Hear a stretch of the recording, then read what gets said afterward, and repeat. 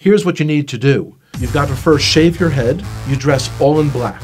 You've got to wear a white robe, eat only kosher foods. You've got to become a vegetarian. You face Jerusalem. You've got to face India when you pray.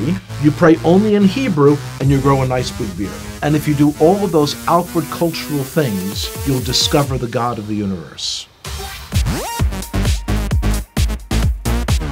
And I'm thinking, this is crazy that someone thinks that they can force their culture on God, and that God's going to be impressed by what you wear, what direction you face when you pray, what you eat, and all these sorts of things. It seemed to me that if there was a God out there who could be known, he should be able to be recognized no matter where I face, no matter how I'm dressed, because he's God. Growing up, we always understood that we had our Bible and the Gentiles had their Bible, the New Testament, and that they were two completely separate books. Because the only people I knew who were believers in Jesus were all people in our public school who were Italian Catholic, I imagined that Jesus was Italian. And so the understanding that he's actually Jewish was a shock. And then to hear that the New Testament was written by Jews, I couldn't believe it. My expectation was that the New Testament was like my grandparents had told me. It was a book on how to persecute the Jews, and it's something you should stay away from. Of course, when you're told you should stay away from something, curiosity gets the best of you, and you've got to see it. When I opened the New Testament, I was expecting to find a handbook on how to persecute the Jews. My grandparents had warned me that it was written by people who killed the Jews. That's what I was expecting to see, and yet when I'm opening it, I'm reading a story written by Jews about Jewish people. The New Testament was a fascinating book.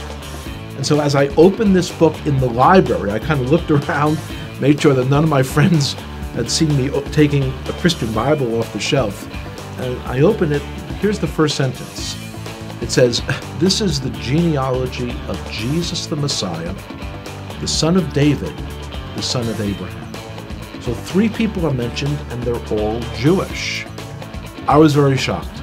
And as I continued to read, I'm reading the story of a Jewish man who was born in a Jewish village, in a Jewish country, and one day walks into a synagogue and announces that he is the Messiah. The more I read the words of Jesus, the more I became attracted to him. It was as beautiful as anything I had ever read in any other part of the Bible. As I came to faith that Yeshua, that Jesus was the Messiah, it was clear that that was the most Jewish thing I could do. This is not a person who's a renegade to our people. This is the one who was promised in our Bible, the 53rd chapter of Isaiah. It is astonishing. If you would just read that chapter, just without the Bible being around it, you would say, oh, this is some Christian Bible. This is Jesus. When you realize, though, that it's in the middle of our Bible, our Jewish Bible.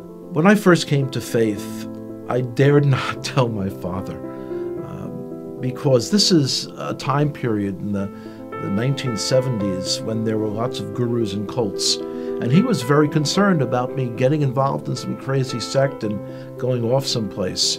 So I waited for months. And when I finally told him, he was very skeptical.